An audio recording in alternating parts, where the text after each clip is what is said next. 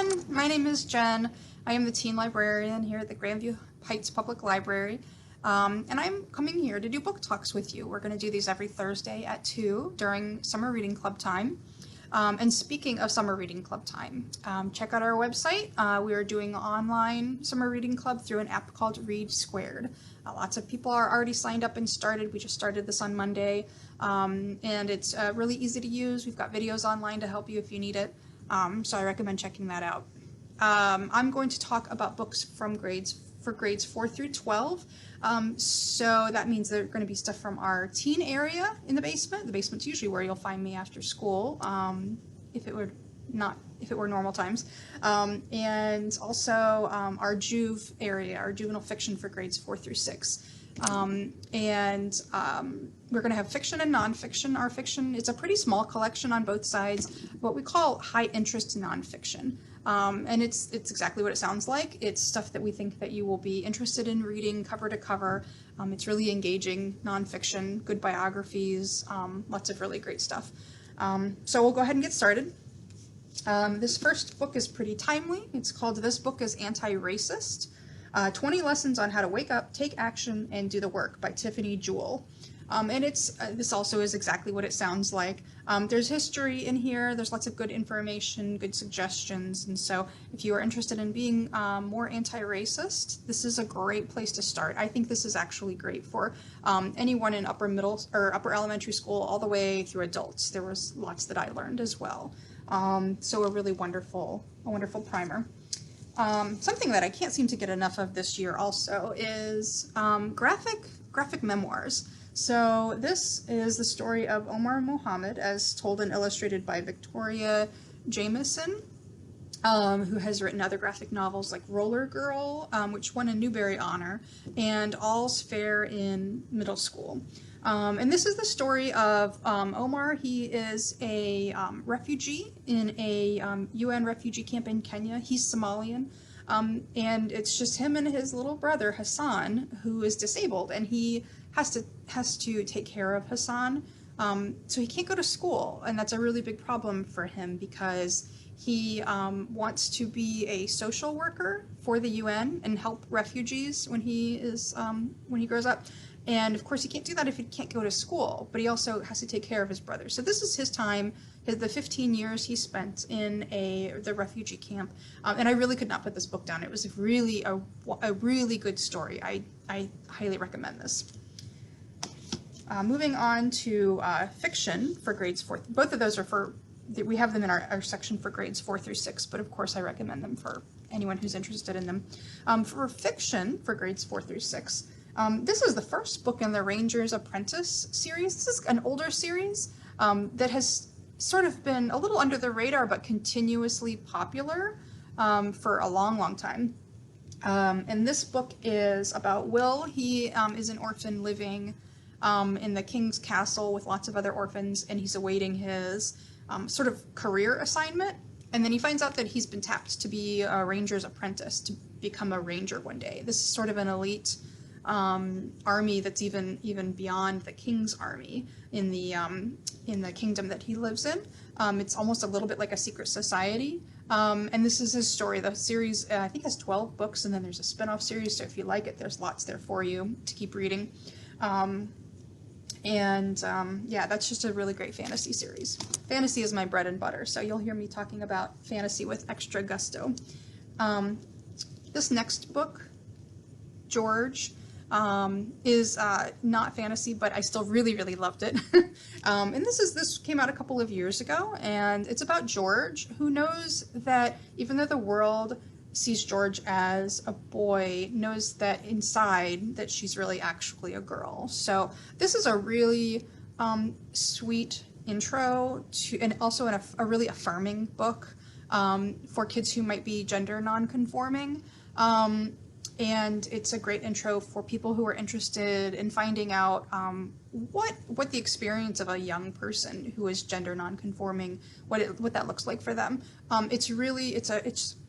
It's a pretty quick read. It's very sweet, and I recommend this for people of all ages, starting in 3rd or 4th grade, but adults included.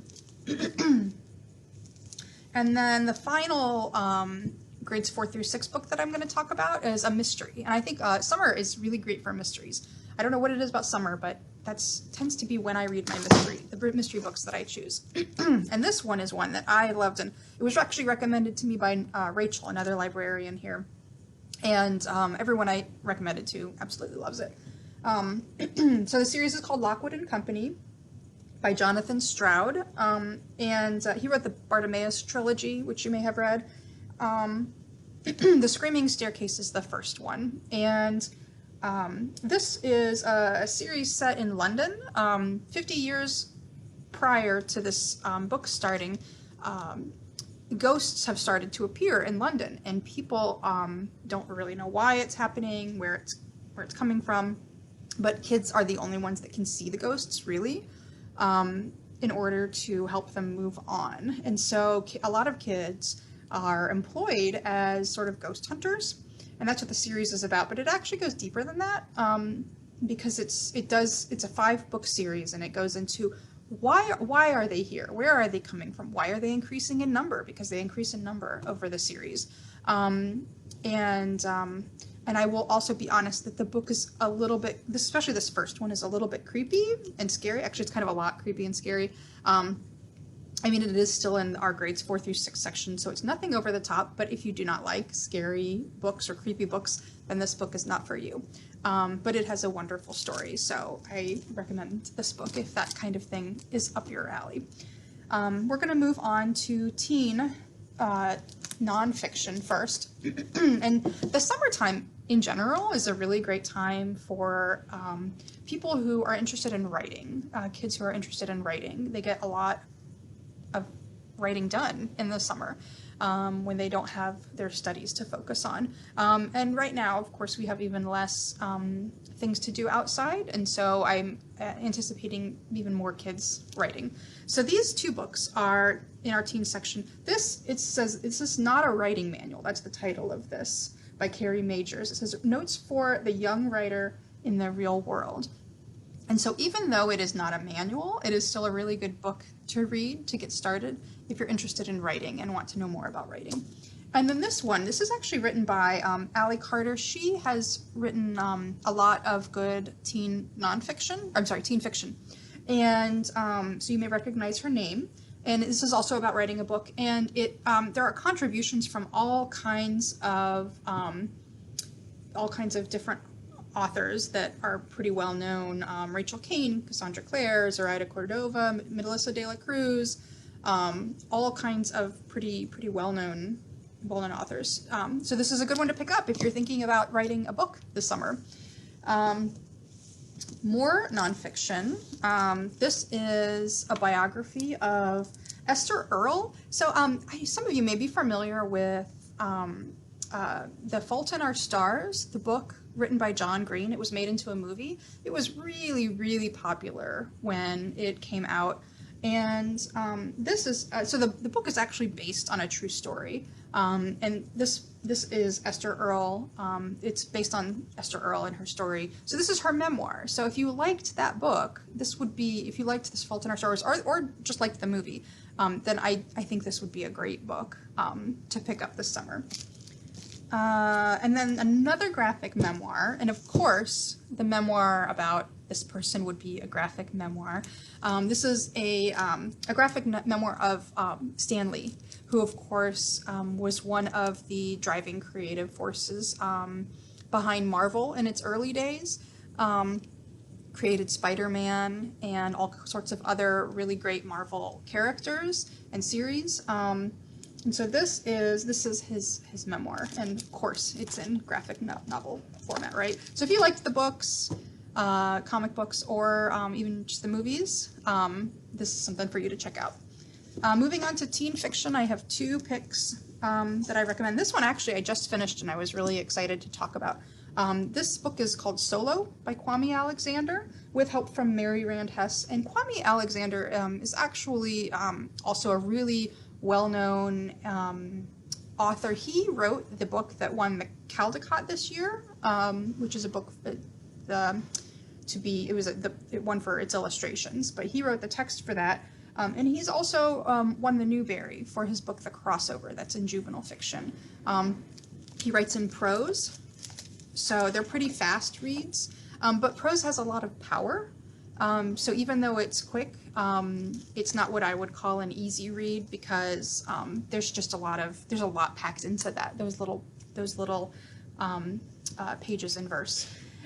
So this book is about a boy who is, he is growing up in a family where his father is a world famous rock star.